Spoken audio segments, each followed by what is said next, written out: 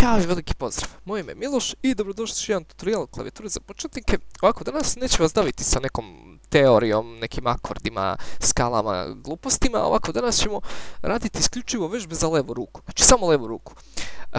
Za jačanje, znači, leve ruke i za njenu, da kažemo, nezavisnost u odnosu na desnu ruku i jačanje njenih prstiju.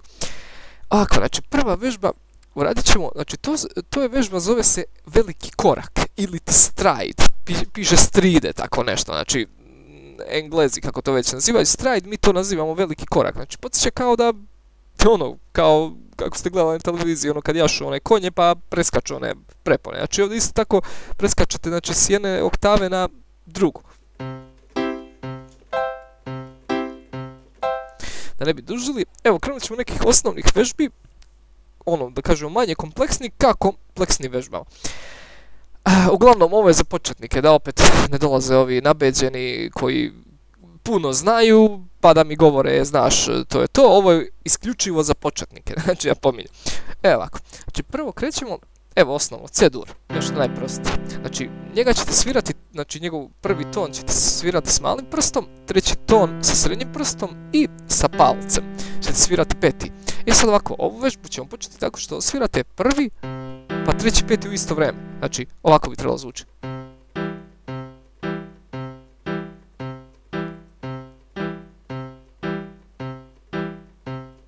Kada to navežbate, krećemo sa sljedećom vežbom, malo je teže u odnosu na ovu, jer krećemo već taj veliki iskorak. Znači, to je ovako, znači, obično prvo ćete pritisnuti s malim prstom ovdje C, pa ćete onda akord u sljedećoj oktavi. Gore ćete prstored vidjeti, znači uglavnom ovaj ton, neki kažu trebalo bi srednjim prstom, ali treba više vremena da preskačete. Uglavnom ja s manjim prstom da bi pre stigao do željenog akorda. Znači ako radimo C, znači u ovoj oktavi ćete samo C s malim prstom pritisnuti, pa ćete preći u sljedeću oktavu i C akord osvirati. Znači samo leva ruka.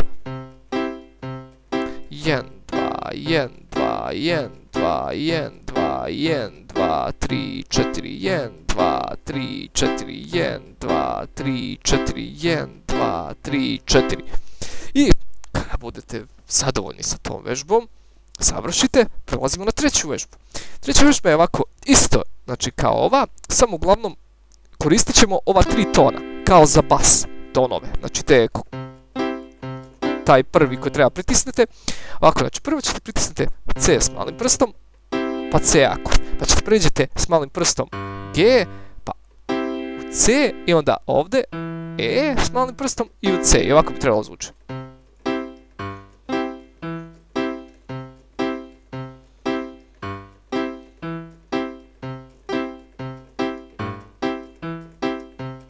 Zvuči kao neka kabare, porno, nemačka muzika. Šalu na stranu, znači to je ta vežba, znači prvo, znači C, pa C-dur, pa G malim prstom, pa C-dur, pa onda E, pa C-dur, pa vratite u C, C-dur. To je, znači, treća vežba. Četvrta vežba, evo ona je, da kažem, malo prostija, znači krenete ovako, zavisite koliko imate oktava na vašoj klavijaturi, znači s malim prstom, pritisnete, pa onda dur, C-dur, pa opet pritisnete s malim prstom, pa u sljedećoj oktavi C-dur, pa opet malim prstom, pa sljedeća oktava, pa mali prst, pa oktava jedna više, mali prst i oktava opet, pa onda mali prst, pa visoka oktava, pa vratite za oktavu, pa opet, znači ovako zvuči.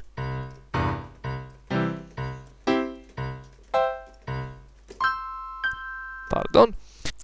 Ovako, prelazimo na petu vežbu, to je da povežemo ove, da kažemo, visoke korake, stride, tu vežbu sa nekom progresijom akorda. Naprimjer, evo nek bude tipa C, F, dur, D, mol, C. Znači, to je progresija akorda. I to bi trebalo ovako da zvuči. Naprimjer, prvo pritisnete s malim prstom C i za oktavu pritisnete C-dur. Onda pritisnete s malim prstom F, pa F-dur, samo inverzija. Onda pritisnete D, pa D-mol, C, pa C-dur. I ovako bi trebalo zvuči.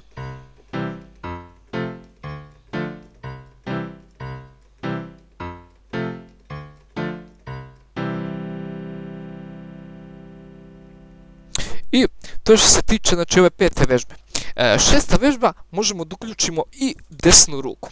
Evo, sad ćemo da kažemo desnu ruku kako bi mogli da uključimo, to je prosto. Znači, isto kao što ste radili ovu vežbu, na primjer, iz C, znači, pa C dur, C, pa C dur, samo uključite evo desnu.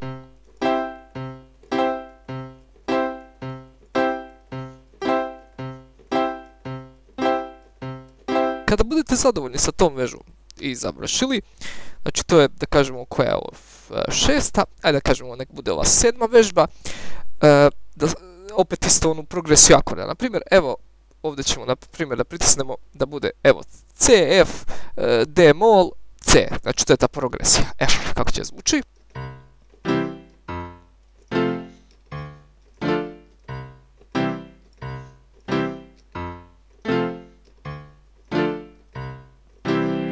To je to, znači, u ovoj vežbi. Samo dodate desnu ruku, eto, na ovoj sam objasnio, znači, samo polako dodajete desnu. To je, znači, koja već, ako sam pogrešio, 7. vežba, šta već. I ajmo da vidimo 8. Evo, ovo više nisu ovi, da kažemo, neki iskoraci, nego ovo je već vežba samo da svirate sve durske akorde koje postoje, znači.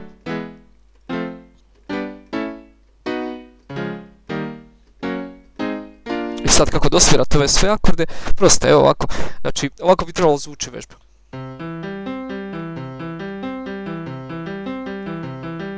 Znači samo levom rukom, sad ćemo kazati koji je prstored, gore evo čitajte, zaustavljajte ako ja brzo objašnjavam.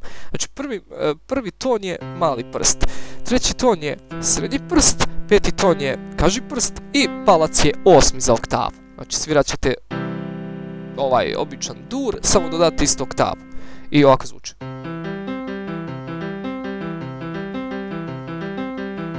Evo kako bi sviralo sa ostalim, da kažemo, isti je redosled prstiju, samo, znači, drugačiji će biti akordi. Evo, krećemo od C dur. Prelazimo na D dur. Prelazimo na E dur. Pa na F dur. Pa prelazimo na G dur. A dur. Pa F dur, pardon, pa Cis dur, pa Dis dur, pa Fis dur, Gis dur, pa Ais dur. Uglavnom, ja nisam vežbu u trenutku, sam sad izmislio vežbu, tako da se izvinjavam malo na greškama. Uglavnom, improvizujem, čisto vam napravim nešto, znači, za početnike da bi mogli vežbati tu i da jačate levu ruku, jer svi imaju problem sa tom levom rukom. Naravno, imao sam i ja, ali sam vežbao i navežbao sam šta već. Znači, to je isto na vama, to je ovih nekih, da kažemo, 8 vežbi koji možete da vežbate. Evo, još jednom ćemo ovu posljednju.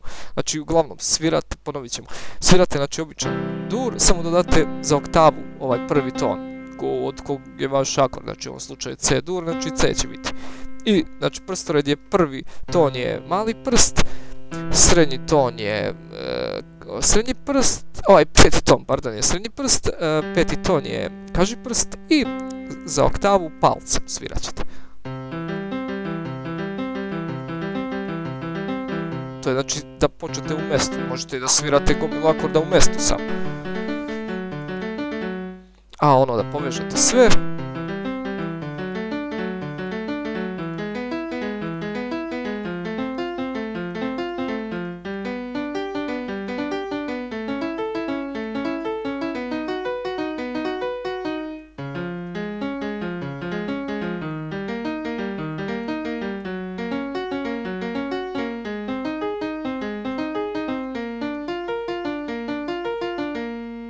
Izvinjavam se na manje greškama, to je, znači, trenutno ni ja nisam vežbao, iskreno, tek sam izmislio vežbu.